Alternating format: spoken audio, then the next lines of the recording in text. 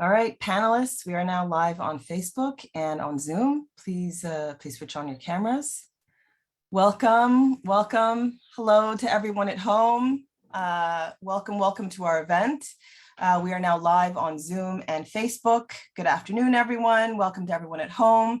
Thank you so much for tuning in. Thanks for joining us. Today's webinar is titled Canadian Mining in Africa, Looting a Continent. And we have a great lineup today. We're joined by Phyllia Ngoatje, Yves Engler, and Kneen. So welcome to our guests. It's such a pleasure to have you here. My name is Bianca Mugyenyi. I'm with the Canadian Foreign Policy Institute, who are the host and organizers of today's event. And you can find out more about our work at foreignpolicy.ca. And the Institute is based on the traditional territory of the Kanien'kehá:ka people and the keepers of the eastern door of the Haudenosaunee Confederacy. We also recognize the continued presence of the Métis, Innu, and Inuit people on this land. So I want to thank our co-presenting organization, MiningWatch Canada. You can find out more about their great work at MiningWatch.ca. So as you can see, for folks at home, the chat is open. So we would love to hear from you at home. It's great to see so many people. There's already 198 folks on the call, which is amazing for such a sunny Sunday afternoon. Welcome to everyone. So please, we love to hear from you, but as always, please do keep your comments free from racist, sexist, or otherwise harmful commentary. Hello to Adam at home and Bob. Hi, Doug, Huguette, great to see you all. Hey, Iva. So after our speakers give their initial remarks, we're going to be opening up to questions from the audience. If you look at your screens, you should see a Q&A box towards the bottom. That's the best place to put your questions. It's easiest for us to find them there. So please do put your questions there. We're going to get to as many of those as we can, time permitting. So again, my name is Bianca Mugyenyi. I'm here representing the Canadian Foreign Policy Institute, which is an organization that challenges unjust foreign policy measures and aims to bridge the gap between the perception and the reality of Canada's role in the world. We also work to challenge the racism that's embedded in our foreign policy. So the CFPI is completely reliant on donations from our community to keep on doing this work. So please do consider donating or becoming a sustainer. And you can do that at foreignpolicy.ca/donation. So for today's event, we really started thinking about it after reports surfaced around the 8 miners trapped below ground at the Pergoa zinc mine in Burkina Faso. And at the time, we saw a tweet from K. Diallo, who said, open quote, for 20 days, 8 African miners have been stranded more than 500 meters deep in a zinc mine operated by a Canadian company in Burkina Faso. Why on earth isn't there more outrage on this? Or is solidarity just a privilege that remains for those who live in the West and are white? So an important question that was asked. We know that Canada is a mining superpower in Africa, and that the Trudeau government has aggressively backed companies, even when they're responsible for significant human rights abuses and other abuses. So the Trudeau government, for instance, supported Canada's most controversial mining company, Barrick Gold, in Tanzania, which is the country where Barrick Gold has committed its worst mining abuses. And while we didn't plan this, the timing of this event is precipitous. We are on the eve of the largest mining conference in the world, which begins tomorrow in Toronto. It's the Prospectors and Developers Association of Canada Conference, and it's expecting around 20,000 delegates. And so there are actions planned around this. The Mining Injustice Solidarity Network is organizing a protest to hold corporations and governments accountable for expanding mining without community consent, regardless of its impact on the environment, regardless of its impact on people's lives. So you can find out more about how to participate in that. The link, I'll be putting the link to that in the chat, as well as the links to all of the excellent organizations that our speakers are with. And so with that, it's my great pleasure to introduce our first speaker of the evening, Kneen. Jamie leads MiningWatch's strategic research and communications, mining policy development, and individual mining projects in Western and Northern Canada. He also leads the organization's advocacy in Africa, as well as on mine waste management, mining and Indigenous rights, uranium mining, and environmental assessment policy and practice in Canada. Welcome, Jamie.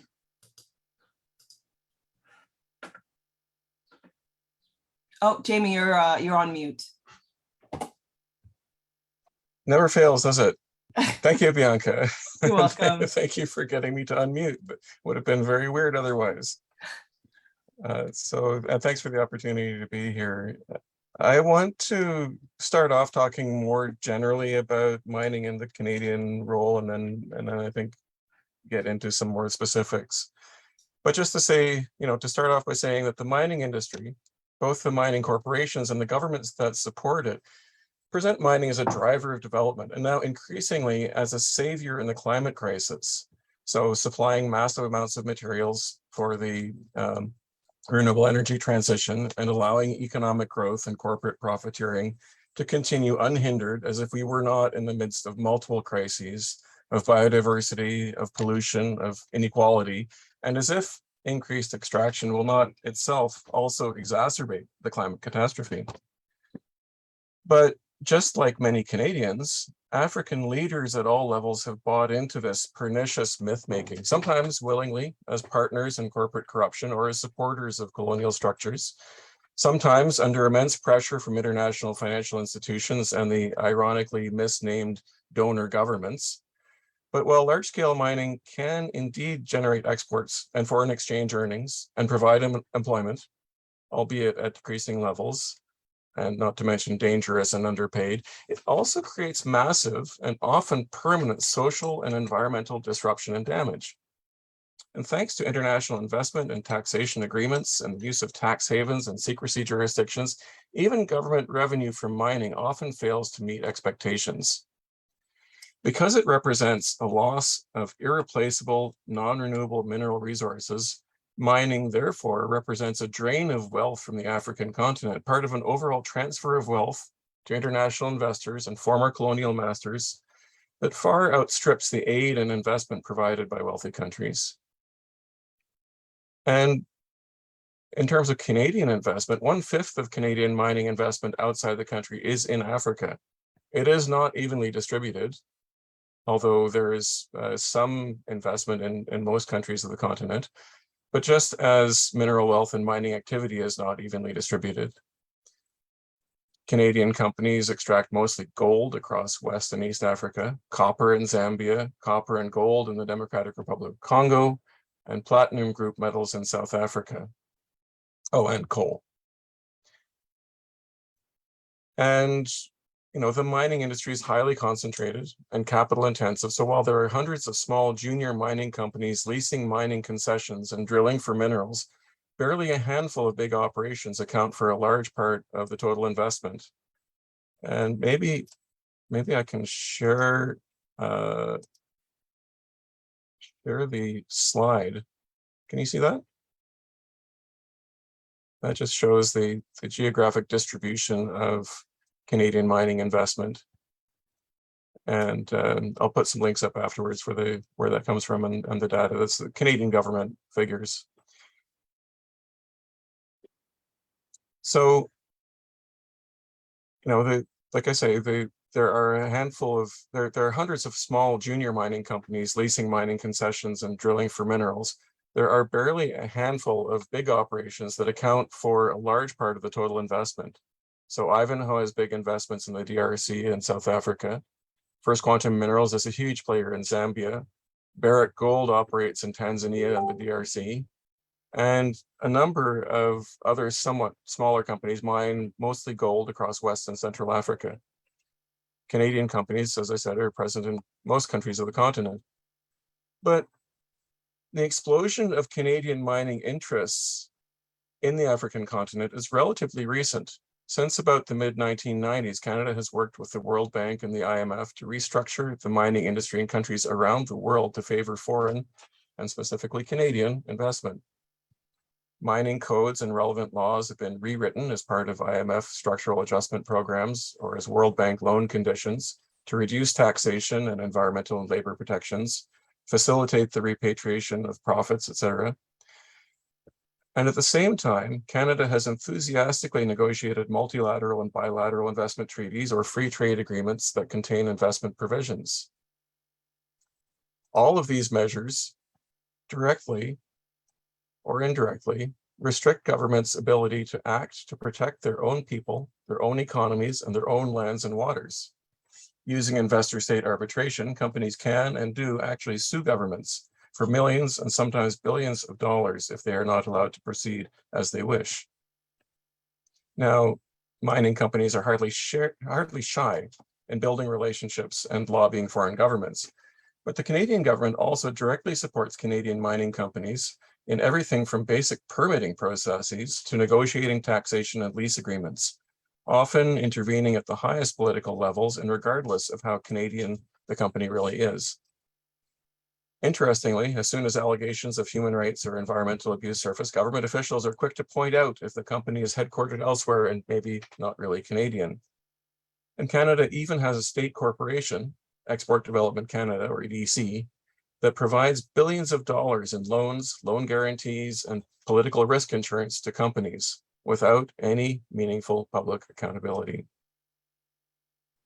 So when we look at the mining sector globally, we see an industry that extracts mineral wealth for the benefit of investors, producing commodities to supply wealthy consumers and militaries. In keeping with the power concentrated in governments and increasingly in the financial sector, mining companies enjoy active government support to establish and expand their operations and create impunity for their abuses of human rights and the environment. And the Canadian mining industry, meaning both Canadian corporations and the Canadian government, plays a much larger part than Canada's modest population and economic clout would suggest. The figures vary from year to year, but something like 75% of the world's several thousand mining companies are Canadian. About 60% trade on the Toronto Stock Exchange, and at least a third of global mining finance is done in Toronto. Now, I alluded earlier to the economic, social, and environmental disruption that large-scale mining causes, and I think it's worth noting that these impacts are often more severe in many African cases than in other parts of the world. And this is partly due to weak democratic governance in the post-colonial period, exacerbated by structural adjustment, austerity, and neoliberal deregulation. Even where regulations and political will do exist to protect water supplies, workers' health and safety, and communities' health and livelihoods, there is inadequate capacity to do so, and governments may be further constrained by investment agreements and political pressure, for example, from the Canadian government. Another factor is population, in the sense that many parts of the continent are occupied by subsistence farmers and pastoralists, as well as artisanal or small-scale miners, who may also be farmers. So large-scale mining often not only compromises people's water supplies or access to land, but actually forcibly relocates entire villages and even districts. Barrick Gold's Bulyanhulu mine in Tanzania forced at least 200,000 people off their land, and possibly up to 350,000, with no compensation or accommodation. In other cases, people are relocated to model villages, and astoundingly, despite decades of experience, these new villages continue to be built without taking people's needs into consideration and without providing them with support to ensure that they continue to have access to water or farmland, for example. And so just to mention some of the cases that MiningWatch has been working on over the years, and examples of the kind of thing that happens. I mentioned the Bulyanhulu mine in Tanzania. It's actually one of the first cases that MiningWatch started working on in 1999 when we started up, because the relocation had taken place in 1996. The mine was established, and literally bulldozed people out of the way. As I said, something like 250,000 people were forced off the land to make room for the mine, and 52 people, up to 52 people, were allegedly killed and allegedly buried in their own small-scale mines by the company's bulldozers. And I have to keep saying allegedly because the case has never been proven in court. The affidavits that lawyers were collecting from the survivors were stolen. There was considerable intimidation, and the police commissioner who was in charge of that operation was quickly promoted. So it's been, we have to keep saying allegedly, otherwise we're defaming Barrick Gold, and that's something that you really don't want to do. But the brutality of that operation, I think, speaks to the reality of mining, not just in Tanzania and not just with Barrick Gold, but similar, if slightly less gruesome cases have happened in other parts of the continent and in many countries. And as I say, in places like Ghana, Burkina Faso, people are still being forced off their land to make room for Canadian gold mines.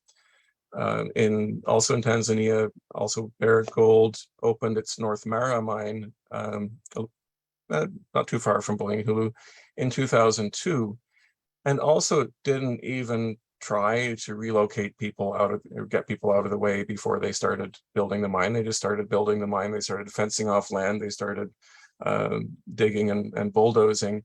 And the displaced people and the villagers who've lost their farmland are now called intruders because they are forced to survive by scavenging bits of gold from the mine site. And they often suffer routine and often deadly violence from mine security and the police, shootings, beatings, rape, as part of their punishment for trying to make a living essentially off their own land. And throughout this, the Barrick has enjoyed, I think, really deep support from the Canadian government, the Canadian High Commission. Most recently, there was a very strong attempt by the Tanzanian government, and this Tanzanian government had tried several times to rewrite its own laws and regulations to generate more revenue from mining, to try and capture more of the revenue as royalties and taxes. And the Canadian government has assiduously and insistently participated in intervening with the Tanzanian government on behalf of the company to defend it from having to pay more tax or more royalties, and to defend its reputation. I could also talk about Ivanhoe, another Canadian company operating the Ivanplats mine in South Africa. But I think Phyllia is going to talk about that in just a moment, as soon as I stop talking. And there are other cases I could talk about. First Quantum in Zambia, which was a partner with Glencore in some of the most polluting mines in Zambia. So these are major copper mines and smelters that actually had imported the scrubbing equipment to bring some of the contamination out of their air emissions, and didn't bother installing them, despite legal action by residents and so on, people getting sick from the pollution. There's a few other cases there as well involving attempted land grabs on the part of the company trying to corrupt local chiefs and so on. Another case in Ethiopia where it was discovered that Canadian mining companies and the Canadian government were very interested in what was happening in Tigray, because there are a lot of Canadian mining investments in Tigray. And that might have something to do with the Canadian government's failure to intervene or to pressure the Ethiopian government to bring about peace and to stop the military action in Tigray. And then, as Bianca mentioned, the case in Burkina Faso, and I've commented in the media, but I think the notable thing about this is essentially the fact that the mining company was so disastrously unprepared for it to rain. Admittedly, it rained an awful lot in a short time, but mining engineers tend to have some idea of how their own operations work, and therefore it's basically a management decision whether to have adequate emergency supplies or emergency, in this case, emergency pumping capacity to deal with an influx of water and to protect those lives. And it's just astonishing that, as far as I know, they've still only recovered 7 of the bodies of the 8 missing miners. And the mine will be closed for the foreseeable future while the Burkinabe authorities and the mining company try to figure out what happened. I'm going to leave it at that. Thank you again for the opportunity, and I will pass it on. Thank you. Thank you so much, Jamie, for sharing that really important backdrop and for that really broad overview of Canadian mining in Africa. And just the sheer impunity that these mining companies have in the face of tremendous ecological and social disruption and the extent of it. So Jamie touched upon mining in Tanzania, and if you want some more details, actually the film We Call Them Intruders, which is a Canadian film about mining in Africa, has been made available to registrants and participants, and I put the link to that in the chat so you can watch it there using the password intruders _ CFPI. So again, just look for that in the chat. It's really worth watching for some more important details. So again, you can find out more about Jamie's critical work at MiningWatch.ca. Jamie, we're looking forward to hearing more from you in the Q&A. Our next panelist of the evening, or the afternoon rather, is Phyllia Ngoatje. Phyllia is the head of the paralegal unit for MACUA, Mining Affected Communities United in Action, which is a non-governmental community-based united front of mining affected communities in South Africa that formed in response to the need to protect the integrity and interests of the people impacted by mining. Phyllia coordinates MACUA's social audit report, which will be released on the 28th of June, 2022. Welcome, Phyllia. Welcome. Thank you. Thank you very much, Bianca. I'd like to just start off by outlining kind of, the way our laws work in South Africa, because I think that it paints a really great picture for the way in which mineral extraction is supposed to benefit, mining affected communities. So in South Africa, the laws governing mineral extraction require that companies submit something that's called a social and labor plan. Now, the social and labor plan, it's a document compiled by mining companies, which is supposed to be developed through a public participation process. And interested and affected parties are supposed to contribute to the formulate of this document, right? Now, this document basically outlines the commitments that a mining company will, take forward in terms of their contribution to the social and economic development of the communities in which they operate.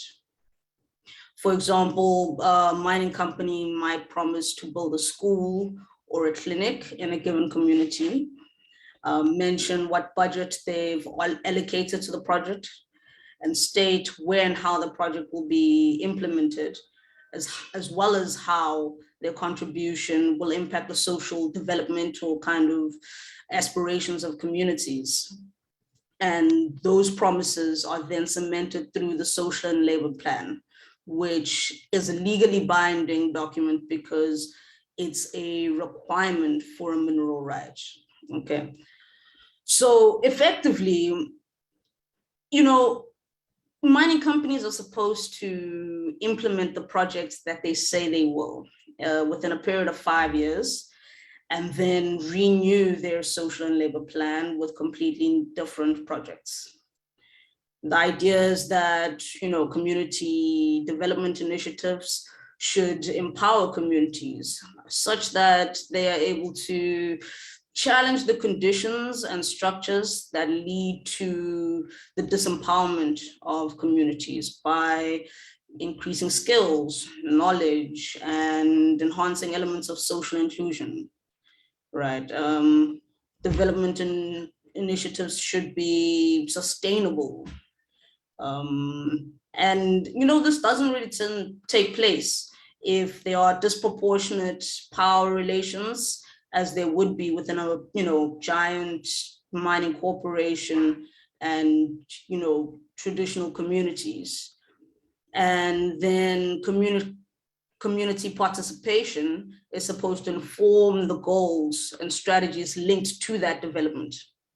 So as MACUA and WAMUA, we conducted a series of social audits, basically looking into the compliance of mining companies with these obligations in their social and labor plans. And we selected 10 mining companies to do this in, which then act as case studies for us. The social audit process is community-led. It entails doing a series of community surveys, assessing the knowledge of, the general community around the projects that are supposed to be implemented in their communities. As you've rightly said, we've got a social audit report that will be launching on the 28th of June. And I think one of the main things that came out of our research and these social audits is that mining affected communities are being systematically excluded from participating in the formulation and implementation of these social and labor plans. So I think 3 core themes really arose for us in this social audit process. The unwillingness of mining companies to consult with mining affected communities as key stakeholders and update them on the progress of different projects that are due to be implemented.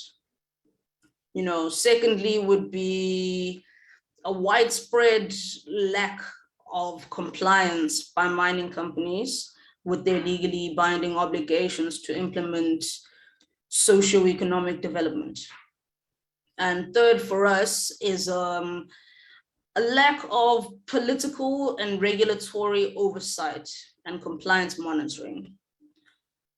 So none of the mining companies audited undertook a process of public participation in the formulation of any of their SLPs, which means that there's a fundamental exclusion of communities as it regards their ability to self-determine and bring forth the kinds of projects that they want to be implemented in their communities. So, I mean, that's a little bit strange if you think about how development is supposed to be connected to the people who it's supposed to benefit, right? And so we undertook this process to also kind of challenge the narrative by mining companies that mining, is beneficial for the communities in which mining companies operate.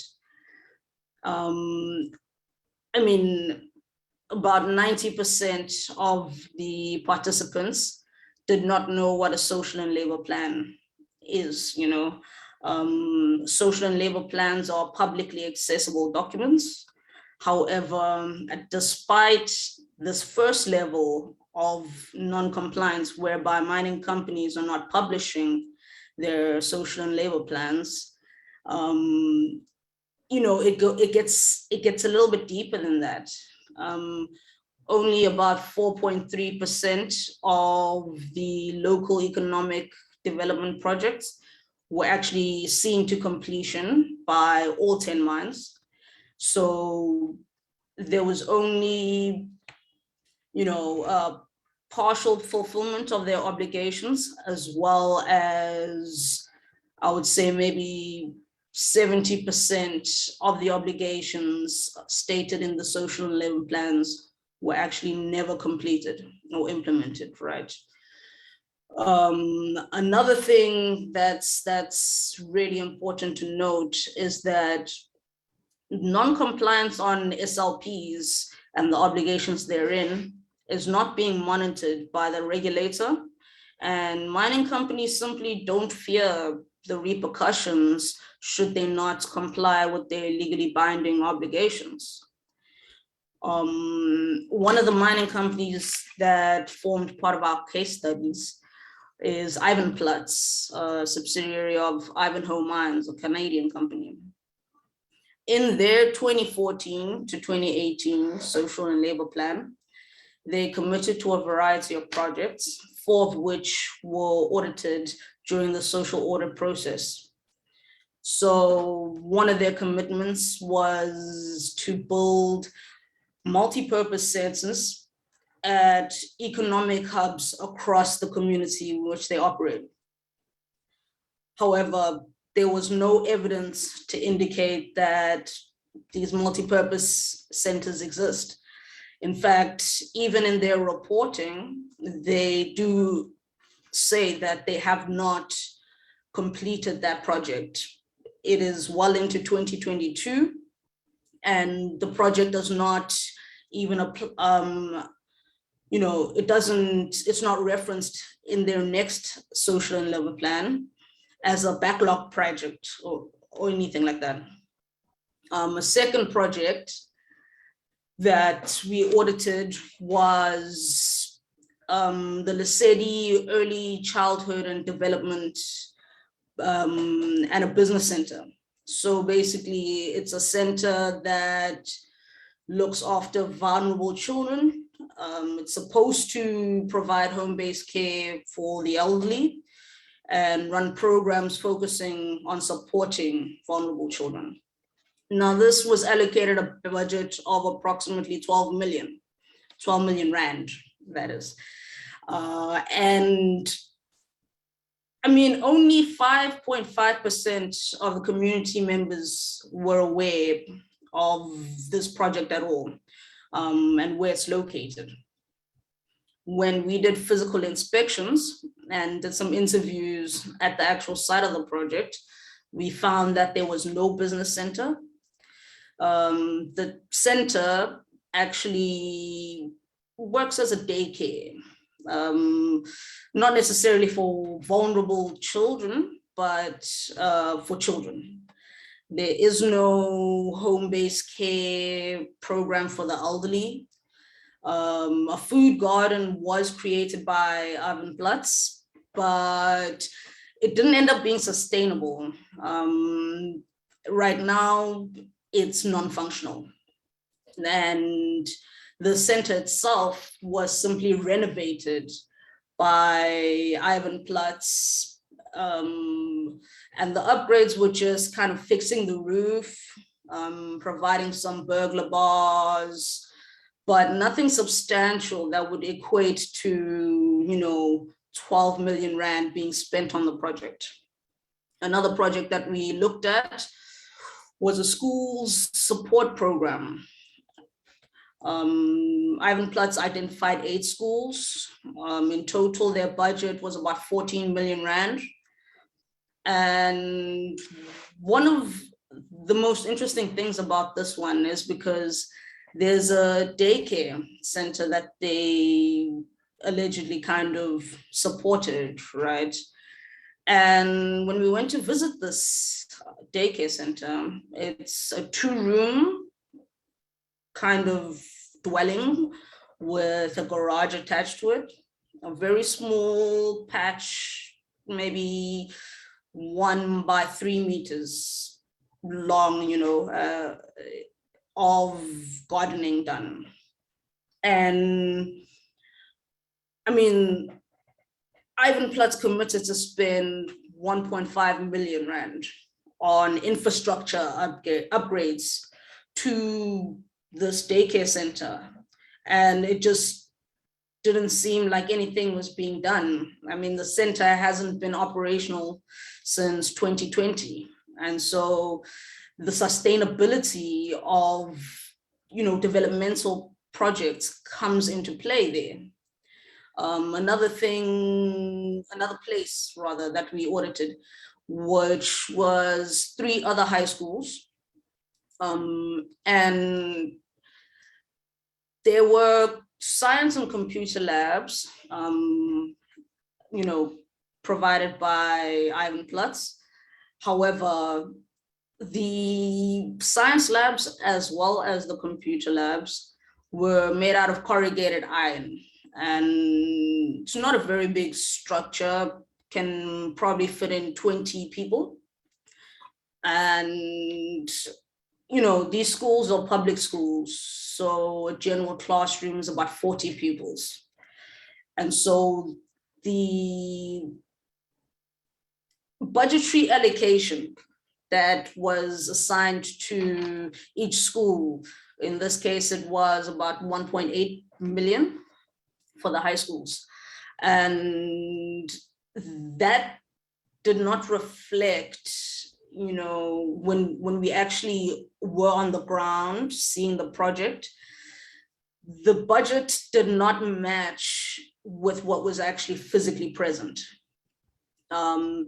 No extra classes were provided for students at these schools, but for competition that was, run by Ivan Plutz, funded by Ivan Plutz, and it was only for gifted science and math students. At best, we can say that Ivan Plutz did contribute something to the schools, but because of the value committed to the projects, we would consider them partially fulfilled, because in these villages, something for 1.5 million or 1.8 million would be easily recognizable. It's a very traditional community. There isn't much development there. So something with that budget would be recognizable. And we just don't think that Ivan Plutz has contributed to the socioeconomic development of mining affected communities in the ways that they, present to the outside world. Our findings, they speak to the manner in which mining companies do not consult communities on issues that affect their development. They do not implement sufficiently sustainable projects in the affected communities. And the profits made by mining companies are just simply not trickling down to the intended beneficiaries of development. There's a systemic failure which is entrenched in, some of the weak legislative measures present, but as well, just the lack of monitoring and compliance needs to be noted, because mining affected communities are really drawing the short end of the stick. They don't have access to to information. They don't have access to the purported developmental projects as they live. It's just, our social audit report paints a very bleak picture of what development is seen as and how it actually unfolds. So I think I'll leave it there for now, and we'll just hear more from everyone going forward. Thank you, Phyllia. Thank you so much for sharing those key findings, and they're pretty fresh. So I definitely would encourage everybody to go to MACUA's website and also to stay tuned for the full report, which will be out at the end of the month. So thank you again for sharing those key findings, highlighting the lack of accountability, lack of consultation, lack of benefit to communities, lack of monitoring, lack of compliance. It really goes on. And also we really appreciate you highlighting the Ivan Plutz Canadian based mine as a case study, and for representing mining affected communities. So also a note to everyone that we will be rebroadcasting this discussion to both YouTube and Facebook. So you can subscribe to our YouTube channel. You'll get immediate notifications for that. We're also live streaming this event to Facebook. So please do share with folks at home. And again, the film, We Call Them Intruders, is available for our community to watch. And I pasted the link to that and the passcode in the chat. So our final panelist of the evening is Yves Engler. Yves is a Montreal-based writer and political activist. He's published 12 books, including most recently House of Mirrors, as well Justin Trudeau's Foreign Policy, as well as Stand on Guard for Whom? A People's History of the Canadian Military. So welcome to Yves. Hold on. Getting a message from him that he's unable to switch on his camera. Just 1 second. I'll fix that for you. Thanks, everyone. Thanks, Bianca. Yves, you should be able to start your camera now. Hi, everyone. Thanks. So I think that the first thing when thinking about Canada's role in looting the continent is understanding a little bit of the history of imperialism and colonialism. And I did a book in 2015 called Canada and Africa, 300 Years of Aid and Exploitation, which shows how Canada really, in many different facets, supported the imperial, the conquering of the continent in the late 1800s. Thousands of Canadians helped fight to conquer the continent on behalf of the British mostly, but also the Belgians. The missionaries, Canadian missionaries, played a very big role in the late 1800s in the sort of at the cultural level of bringing in European domination. Canadians supported, there were Canadians who were colonial governors, British governors in northern Nigeria, Kenya, Ghana. Canada supported the colonial process, opposed the anti-colonial movement, provided huge amounts of weapons, while the European colonial powers, Canadian weapons through NATO to support the suppression of colonial movements or anti-colonial movements in Africa. And then in the post-colonial period, Canada helped in overthrowing individuals like Kwame Nkrumah in Ghana, and Patrice Lumumba played a very important role in the ouster and assassination of Patrice Lumumba in Congo. And so politicians that were trying to reverse the colonial process. So when we talk about Canadian mining and looting the continent, we're talking about this history of an economic pattern where the continent, Africa is a hub of natural resources that are taken out of the continent, little value added done locally, and the profits and even many of the jobs certainly at the higher end, the engineering jobs are often Canadians or so-called expatriates. So that's part of how we have to understand the broad question. Canada is a superpower in mining superpower in Africa, something like just under $40 billion in Canadian mining investment. We often hear about China buying up Africa. On a per capita basis, Canada controls and owns far, far, far more of African mineral resources than China does. It's so extreme. I've written about how all these companies that have African names, they're all listed in Canada. So companies like African Queen Mines, Asante Gold Corporation, Tanzanian Royalty Exploration, I Am Gold, which is International African Mining Gold, African Gold Group, East African Metals. These are all Canadian companies. There's literally dozens of them that have African names, but they're actually based here. And you often reading the business pages, the Financial Post or the Globe and Mail report on business, it's often stories of one Canadian company buying another Canadian company, which what they're buying is essentially the natural resources of some community in the Congo or Ghana or somewhere else on the continent. So it's quite extensive. And as Jamie mentioned, this is not just a private enterprise affair. This is state backed, right? The Canadian government supports the mining, the mining firms, Canadian companies specifically, and the mining industry. Basically, they support not mining per se, but profit-oriented mining. Which is invariably Canadian companies are do well by. So when they promote mining in Ethiopia, even if it's not directly, we're just promoting Canadian mining companies in Ethiopia by opening up the mining sector in Ethiopia to foreign mining companies. Invariably, Canada is going to do well by that. Canadian firms are going to do well by that because they're so dominant in the sector, and the examples are kind of endless.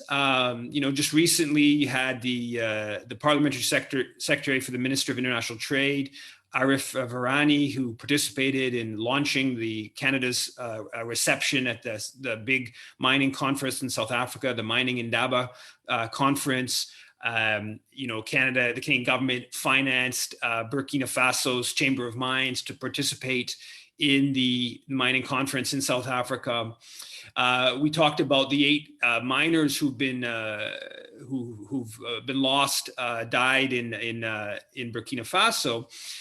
It's really interesting to see the Canadian ambassador, her reaction. That the only mention I could see of Leanne Herman, Canada's ambassador in Burkina Faso, to this tragedy was a tweet that she tweeted out about having a dinner with a Canadian, the CEO of Fortuna Silver and some other mining officials in Burkina Faso. And she tweeted out, "On a most difficult day for Canadian mining companies in Burkina Faso, it was a pleasure to meet with Jorge Ganosa, CEO of Canada's Fortuna Silver, to learn more about their Roxgold mine operations in Burkina Faso and commitment to responsible business conduct." So the only mention is a most difficult day for Canadian mining companies. That's the reference to the fact that the escape hatchet, or whatever you call it, where the chamber where miners can safe if there is some sort of catastrophe, that it was found empty.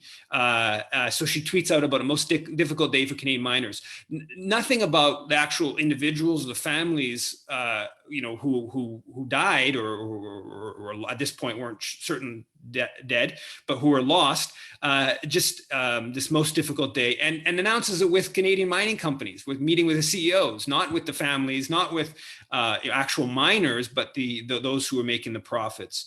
And so this is just a small sign of how deeply integrated Canadian diplomacy is with expanding the interests of mining companies and the mining sector.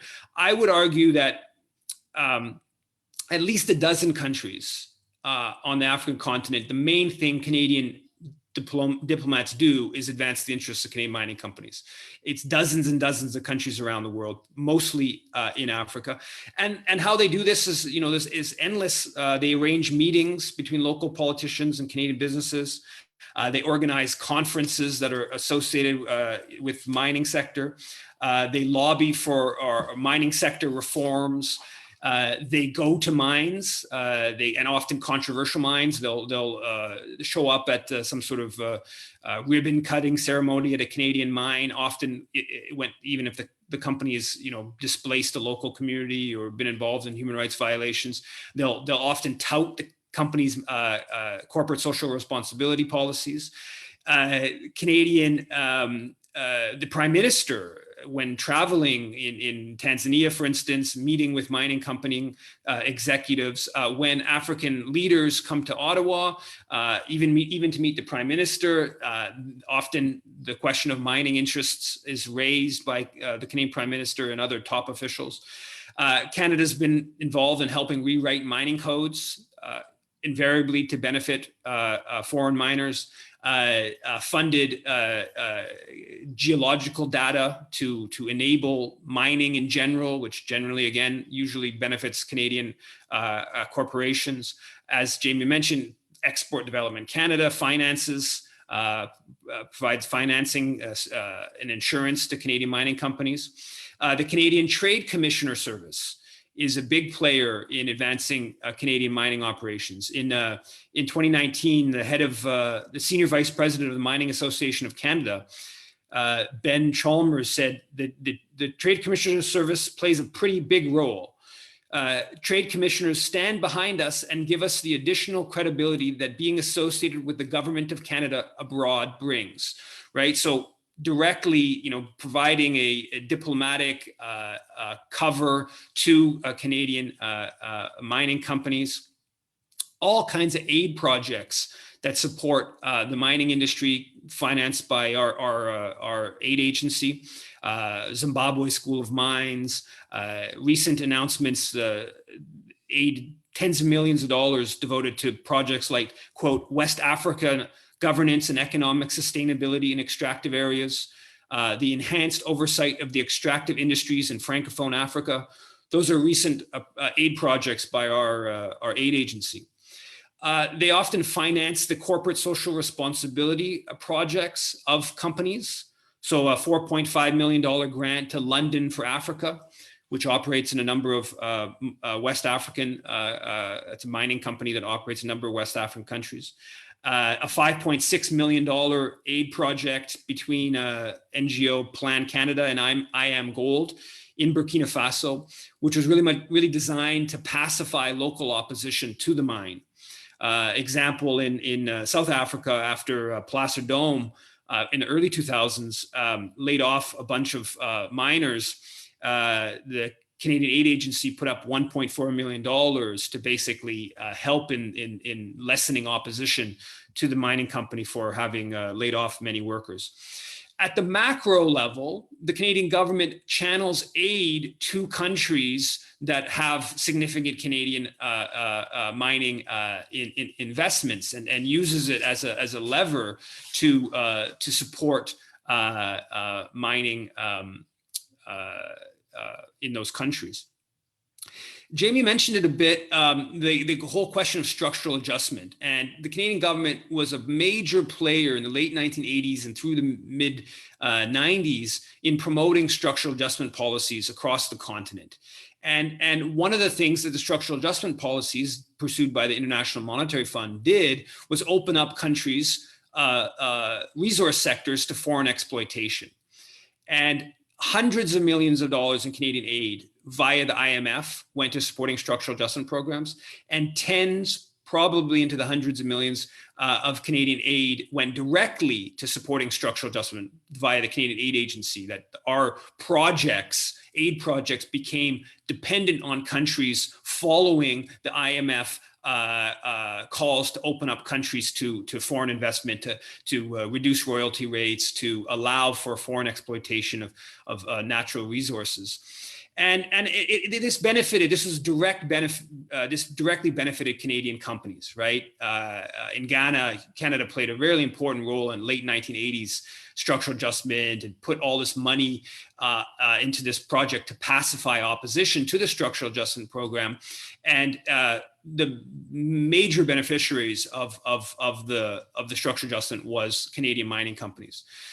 In Zambia, with the Canada later in the 90s pushing for the sell-off of its copper, its publicly owned copper company, and Canada through the consultative group, actually they held up $530 million in loan to the Zambian government until they fully privatized the copper. And major beneficiary of that was First Quantum, Vancouver mining company, and Canadian companies more generally have been done very well in Zambia.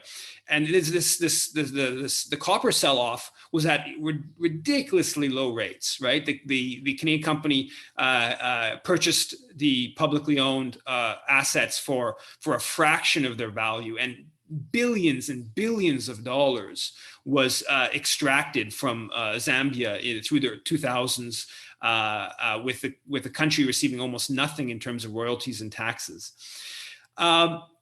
And if you look at the numbers, in 1989, when the structural adjustment period begins, and then today you go from about $230 million of Canadian mining investment in Africa to now it's about 36 billion.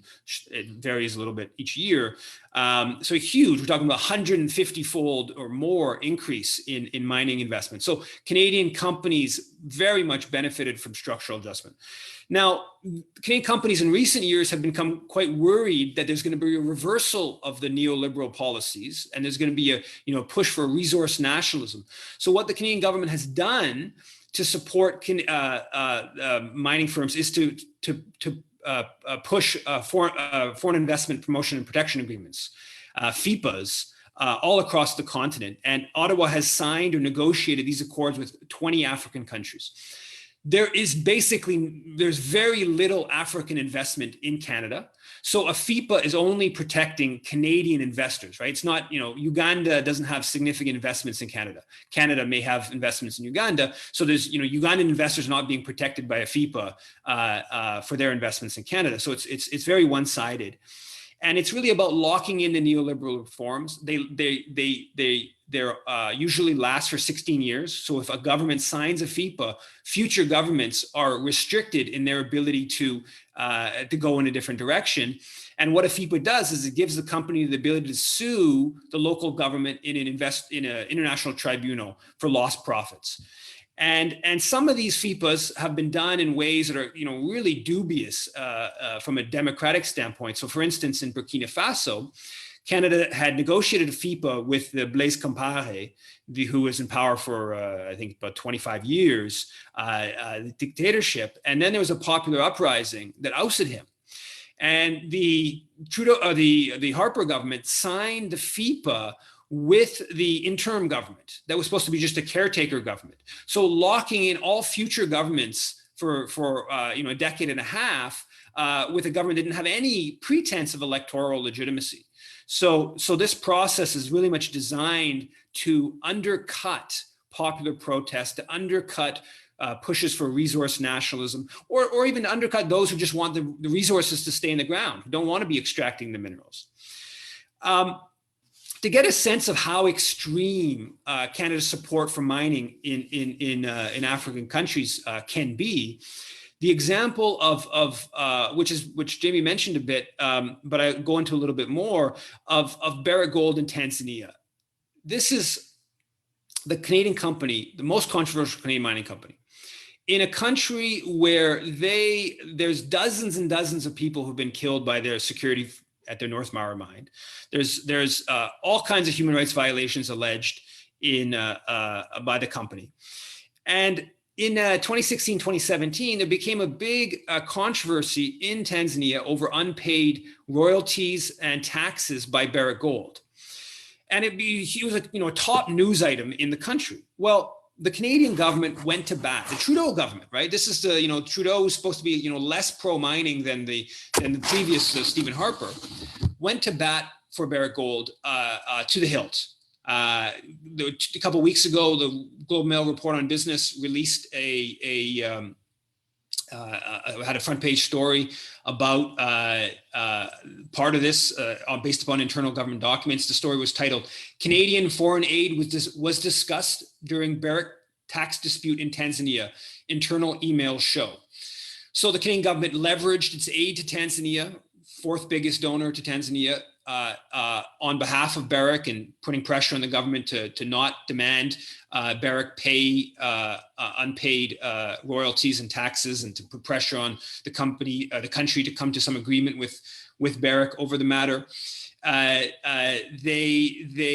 Talking points in this file, in the internal file, show that the Canadian High Commissioner was prepared to talk about Barrick's human rights record and to say it had improved. So they were defending this horrible human rights record of Barrick Gold at North Mara. Again, dozens, everyone agrees, dozens and dozens dead. Some estimates go as high as 300 killed at the mine over the past decade and a half.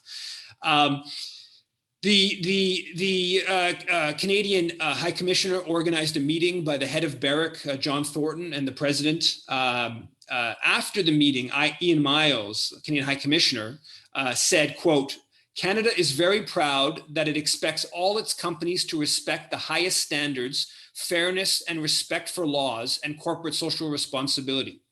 We know that Barrick is very much committed to those values.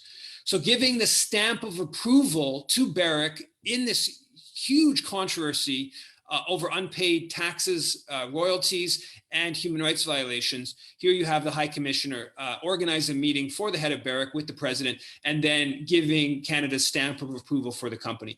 And if you can back Barrick in Tanzania, you pretty much can back any mining company in any situation, because it doesn't really get much worse than what Barrick is been involved with in Tanzania. So the Trudeau government has really continued this policy of backing Canadian mining companies, and you know, if you go back historically, this is a large part what, you know, Canadian trade commissioners, if you go back, you know, during the colonial period.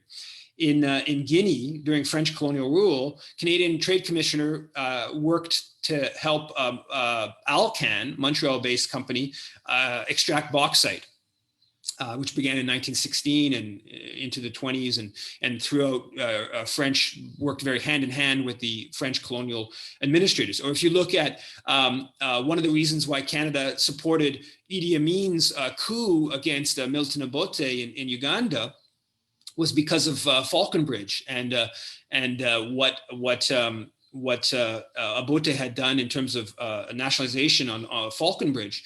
And then when they meet with Idi Amin, the Canadian High Commissioner, they bring up Falconbridge, and there's the internal emails.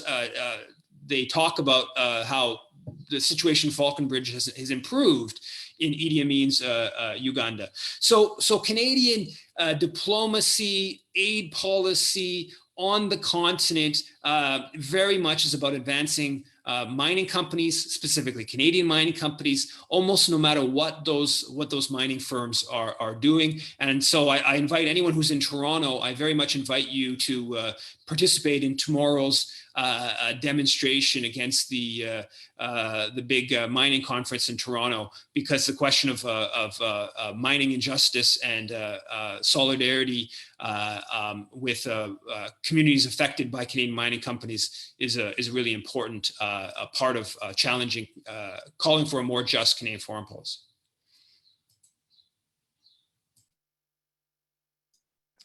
Thank you, Yves. Thank you so much for your remarks and for providing our audience with that very important history, the colonial process, as well as discussing the diplomatic side of the question and all the different ways that the Canadian government is backing the mining sector, as well as just the sheer extent of its reach. So Yves is also the author of Canada and Africa, 300 Years of Aid and Exploitation. And you can find out more about Yves' work at yvesengler.com.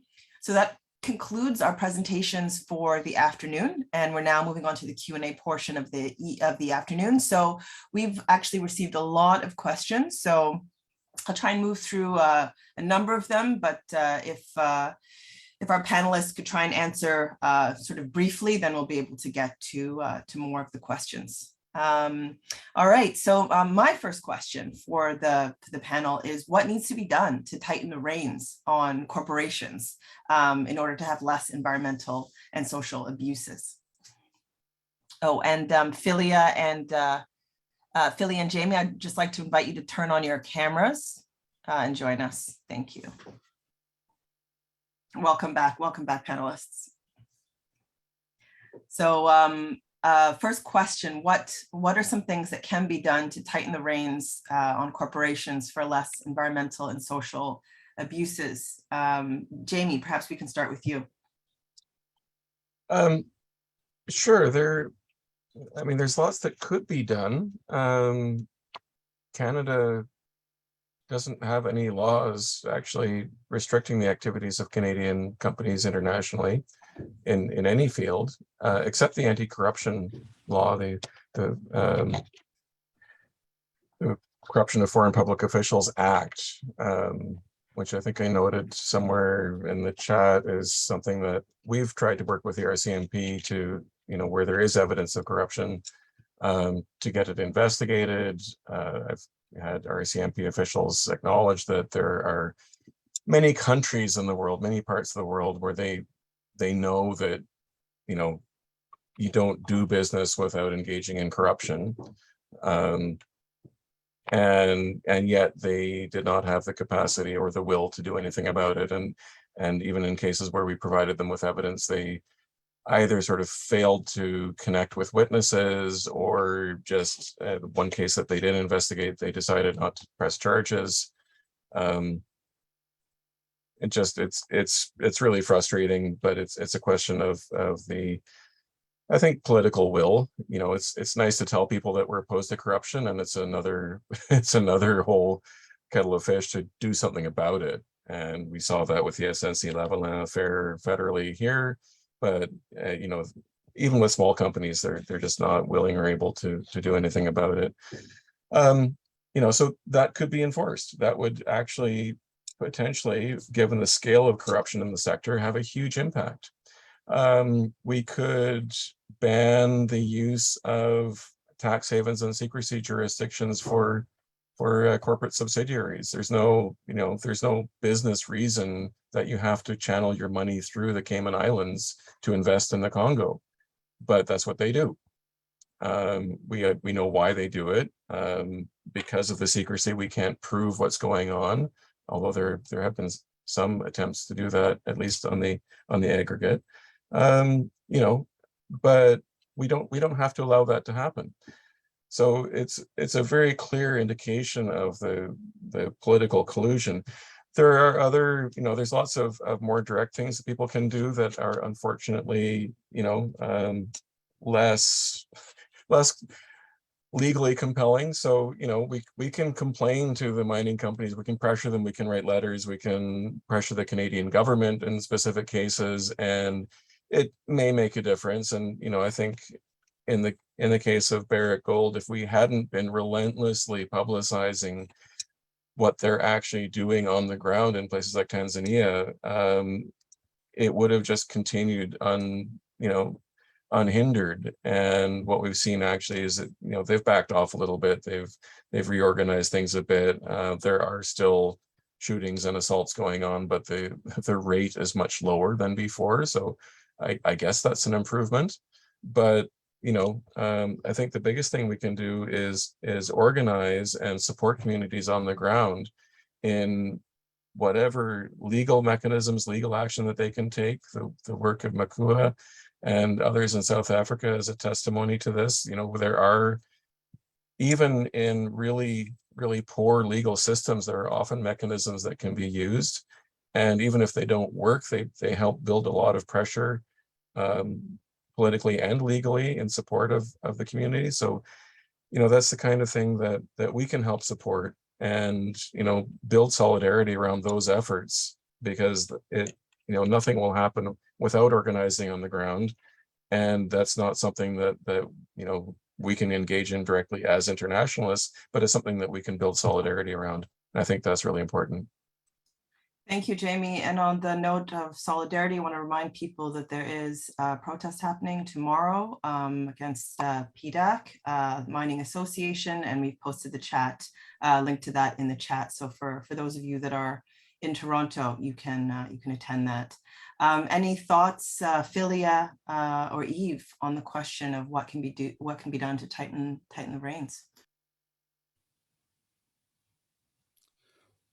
Well, I would kind of broaden the question at the political level of you know, if our diplomacy, if the Canadian government's diplomacy is going to supporting these countries or these companies, do we want that, right? Like that's a political question, and I also think should just be an element of honesty, right? If most of what the Canadian ambassador does in Burkina Faso is advance the interests of Canadian mining companies, well, that should be understood, right? That's what Canadian diplomacy is. I don't think most Canadians understand that that's what Canadian diplomacy is. I think most Canadians think it's about you know, helping people out with passports, or it's about aid projects, or it's about, you know, but so there at the political level, that stuff, when it comes to you know, should this happen, we should be having political discussions in this country of what is Canadian diplomacy? What is the objective here? Is it just about, like, you know, when we say national interests, what we're saying is what Canadian corporations want out of Burkina Faso, or are we saying something different? So I think that there's questions there, and you know, there's even, you know, pretty mild reforms. I mean, the Trudeau government promised a ombudsperson on mining that had some teeth. They promised that, and then they came through with something that has almost no teeth and basically just replicated what the Harper had done, a sort of PR exercise. The initial proposal for the ombudsperson had more teeth than what ended up coming out after, you know, significant lobbying. So that's a really mild thing. I personally believe that the idea that there are, you know, Canadians or Canadian companies, or quite frankly, some company listed in Canada where the stockholders are mostly in, I don't know, Belgium, or in Toronto or in Vancouver, that the idea that those people should be controlling or owning the resources of you know, in Eastern Congo, I think that is odious. I think politically, the idea, natural resources of all local, you know, everywhere in the world should be in the hands of some mix of local community, local, you know, provincial government, state government, whatever the, you know, political entity or national government, depending on how that plays out. So the idea that you can just, you know, some company in Toronto can just be, you know, controlling those resources, I think is odious. And I think we should put that out there at the macro level. But within that, there are, you know, many, even if Trudeau would have come through with what they actually said they were going to come through on the ombudsperson, that would be a slight improvement from what is current. And you know, the question of the corruption that you know, Jamie brought in, there's been some reforms. Canada's gotten a little bit better on corruption. A couple of decades ago, the Canadian government was, you know, Canada was considered the worst in terms of foreign corruption. And you had S&C officials who boasted about how they paid bribes abroad. That's just how it worked. Publicly boasted about it. And then they got a tax write-off for it. I've quoted that a couple of times. And so, you know, there's been some reforms on that front, and there can be more pressure put on the police to actually, you know, apply the laws as current. So I think that there's lots of narrow reforms that can be done. I think we should look at the big picture of, you know, how are these resources owned? Is that okay? And then the big picture ecological question is, should these resources even be taken out of the ground?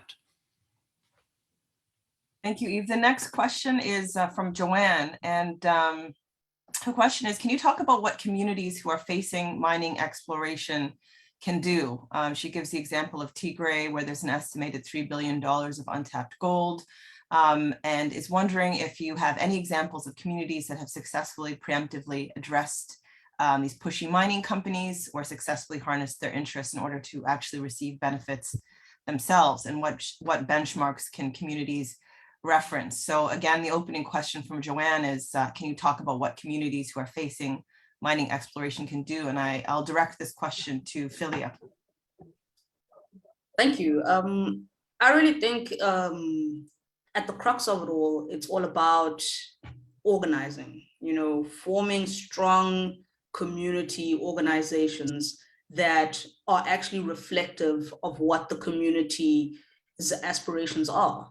You know, we can't have a situation whereby, you know, mining companies continue to divide communities because of power relations and you know, the like. Communities need to be integrally kind of involved in their own, you know, liberation, so to speak. And I think that a way to do that is to form organizations such as MACUA and WAMUA, or community-based organizations, or something that can tie the community together, you know, apart from the political deviations that there are, something that's not tied to a particular political party or anything like that. Because in that way, then communities are able to self-actualize and actually build towards the futures that they actually want. Yeah. Thank you, Phyllia. And for anyone that's wondering, WACUA is the women's project of MACUA. And again, please do find out more about MACUA online. They're doing great work. And the next question that we have is from Nizar. Nizar is from Tanzania and is interested in comments by Jamie on Barrick Gold and an agreement that was signed in 2019 that Jamie touched upon. And Nizar would like an update on the project and its implementation.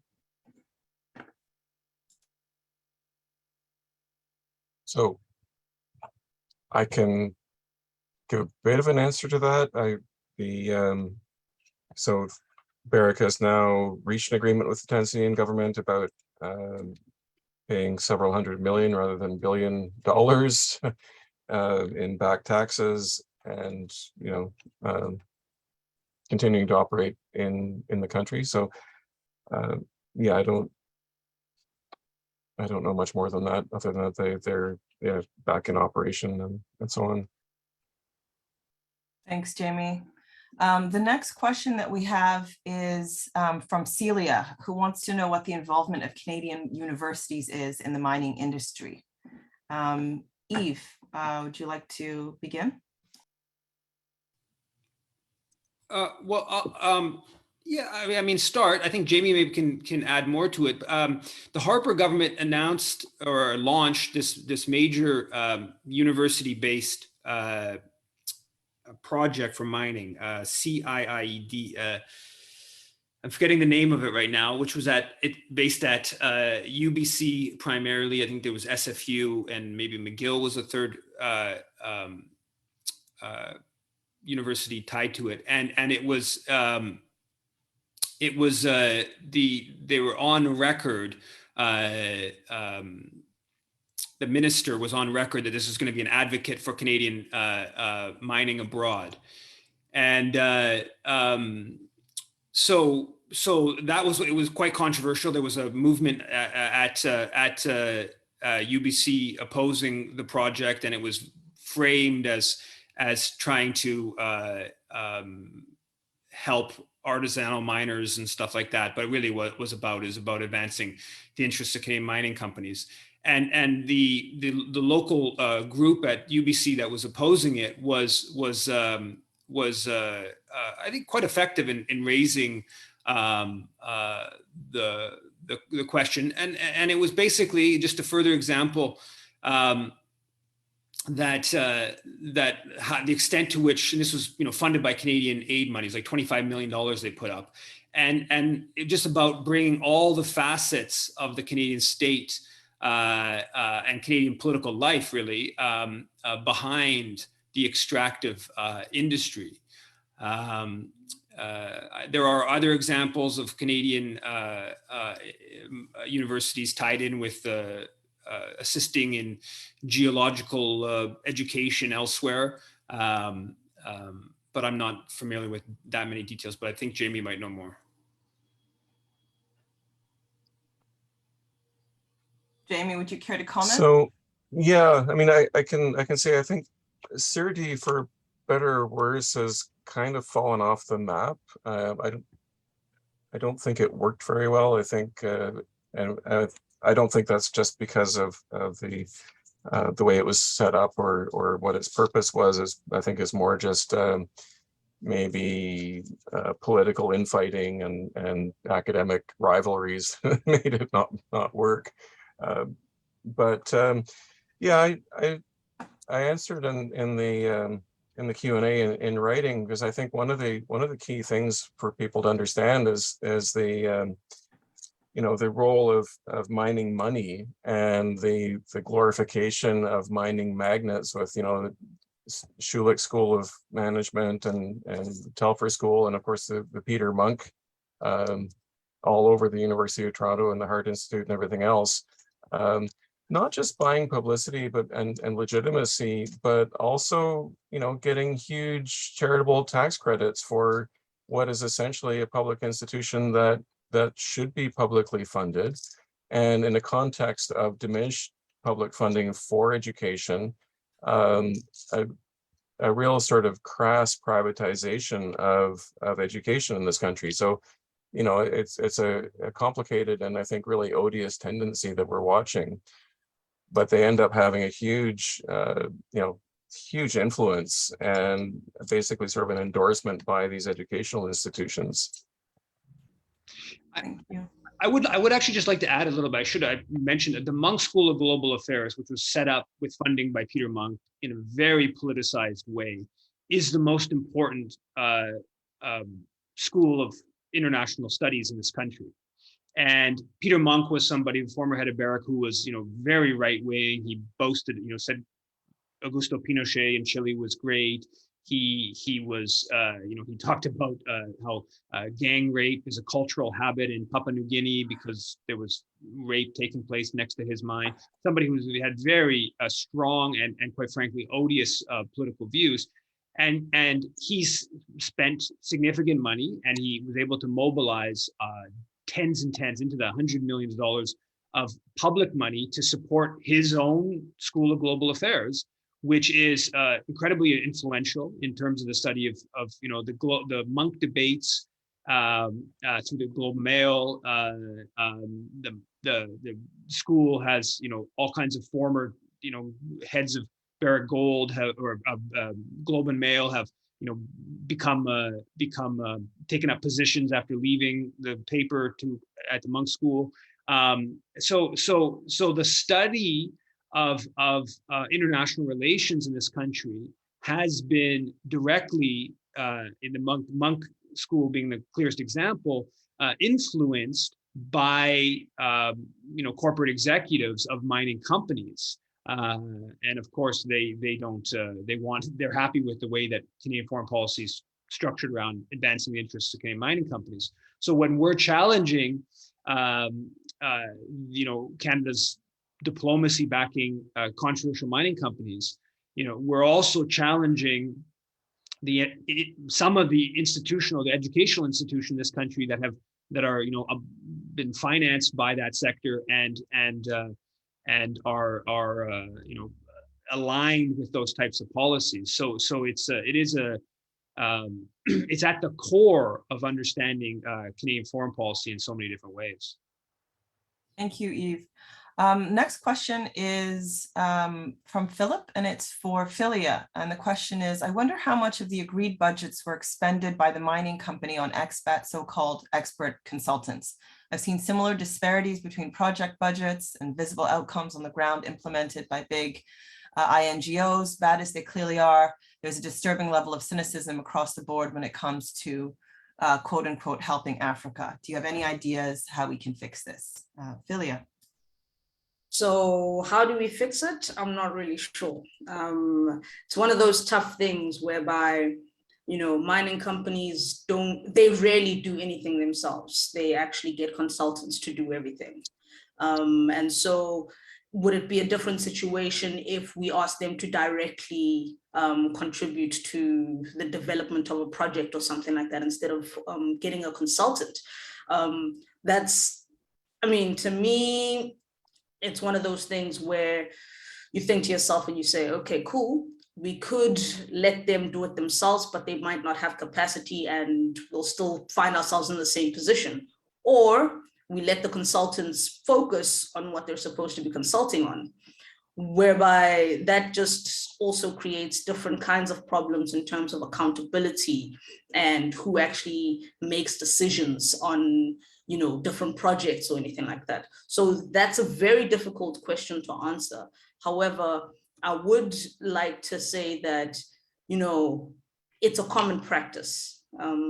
Consultants are used by various mining companies for various things, whether it's relocations, you know, drafting social and labor plans. I mean, I've seen a couple of social and labor plans where it's literally just copy pasted and then we put a different shaft on it, you know, and that's not really, you know, up to the company or anything, but I think that the responsibility lies with the regulator to kind of suss out the discrepancies in, you know, whatever the mining company is reporting that they're doing. So yeah. Thank you. And as a follow-up, there's another question for you from MN who wants to know whether you can share your thoughts. I'm not sure if you're familiar with it, but on Africa mining vision, and whether this could be a viable model for natural resource governance to promote long-term economic sovereignty. I think theoretically, on paper, in black and white, the African mining vision would work. But now the implementation is then left to our separate governmental, departments, which aren't always as efficient as we'd like to think they are. Administratively, we all know our faults with our different governments. And in Africa especially, I think that the focus on, sustainable development would be shifted to very much the same thing we're seeing now, where there's a lot of exploitative practices, and there isn't really much that communities would be able to benefit out of the African mining vision, in my opinion, right? But there's also something to say that if we do, because the African mining vision, I think that although there were a lot of contributing parties, a lot of NGOs, a lot of government, officials and such, it would be more beneficial if it had more voices from actual communities that want to, give their inputs on how this policy would kind of affect them, and what kinds of things and mechanisms do they think would be beneficial to them, instead of being something for the upper echelons. Thank you. I'm going to just ask a couple of very brief questions. They're just sort of technical questions that people have about Canadian mining. Claudia wants to know what average royalty costs are for these companies. And Barry wants to know a general statement of how royalty rates are established. Leslie wants to know, how does someone find out if a company is registered in Canada? And I think I'll leave it at that. So maybe I'll start with Jamie. Do you have any answers for people on those very specific technical questions? So specifically on royalties, we do have something called the Extractive Sector Transparency Measures Act. It's a bit of a mouthful, sorry. And it has been in place now for, I think, 5 years, where companies are required to report their payments to governments. So, and everything from municipal to federal governments, both, well, basically wherever they're operating. So that would include any payments to the country they're operating in, and Canada, if that applies. So, and it's interesting, it is a useful transparency measure, as it were, because it does allow you to see any discrepancies. We found cases where the companies reported giving money to government agencies or municipalities and so on, and nobody knows where the money went. So that creates an interesting dynamic. But it also lets you sort of deduce how much money is actually being paid in royalties and fees and so on, and how much is disappearing. So it is a useful tool. It's somewhat limited. It's not the easiest to analyze, but it does provide a good resource as far as that goes. In terms of registration, I mean, companies, usually their own investor presentation on their own websites provides lots of information. But if they're trading on a Canadian stock exchange, there's a site called cedar.com where they have to submit their financial reports and so on. If they're in the US, then they have to file their disclosures on something called EDGAR, which is the US equivalent. Thank you. And then one other very specific question from Eileen is, how many mining companies does Canada actually have, and how many operate abroad? So the link that I posted in the chat will take you to the detailed the data from Natural Resources Canada, which shows that there are 1,348 Canadian mining companies as of 2020. And about half of them, so 730, operate internationally. And again, those are large and small. Thanks, Jamie. So I think we have come to the end of our time here, and I have a little one, and so I need to respect the time and the time of our panelists as well and our audience. So I'm just going to ask one more question from the audience. But if panelists have any final statements that they'd like to make after this question, please do go ahead and make them. The final question is, within the context of promoting best governance practices, can the legal/policy monitoring mechanisms of the Extractive Sector Transparency Measures Act, the ESTMA, and the Canadian Ombudsperson responsible for enterprise core enhance the process of transparency and compliance for mining corporations? I think this has sort of been addressed to some extent, but any final thoughts on this? Yves, maybe we'll start with you. I would let Jamie go. Jamie. Okay, yeah, well, I'll jump in and say, I mean, we are still campaigning for an ombudsperson with teeth, with the ability to subpoena documents and with the ability to make more than vague recommendations about what should happen as a result. You know, if the Canadian government should withdraw consular support, trade commissioner support, or EDC funding, for example, that should all be on the table. We are also campaigning for something called mandatory human rights due diligence. So this is with the Canadian Network on Corporate Accountability, and I did put a link in the chat. There are now 2 private members' bills from the NDP in the House of Commons federally, and they are both aimed at establishing this legal mechanism that would require companies to file environmental and human rights due diligence, and would create a legal offense if they do not. Thank you. Any final remarks from our panelists before we move to conclusion? Yves, Phyllia, Jamie? All right, so with that, we're going to end our discussion. Thank you so much to folks at home for being a part of this very, very important, very timely discussion. We had a great turnout today, so it's very, very encouraging to see an interest in this subject matter. So I just want to thank our panelists for their rigorous research, for your work, for your activism. It is so important. I also want to remind folks that we do have another event coming up titled "What is the CFPI really up to?" And this event's going to be discussing the Canadian Pension Plan Investment Board's investments into things like arms manufacturing, mining, Israeli war crimes, as well as the privatization of public infrastructure in the global south. So it is very relevant to tonight's discussion.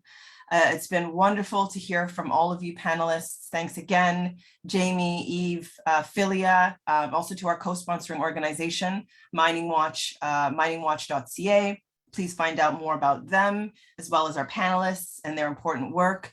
Again, if you like events like these, please do consider making a donation to the Canadian Foreign Policy Institute. We're completely reliant on you, our audience, and our community for donations to keep doing this work. That's foreignpolicy.ca/donation. So thanks again to our brilliant panelists and to the audience for your excellent questions. And that's it for our event. Good night, good evening, good afternoon even, everybody. Bye, peace.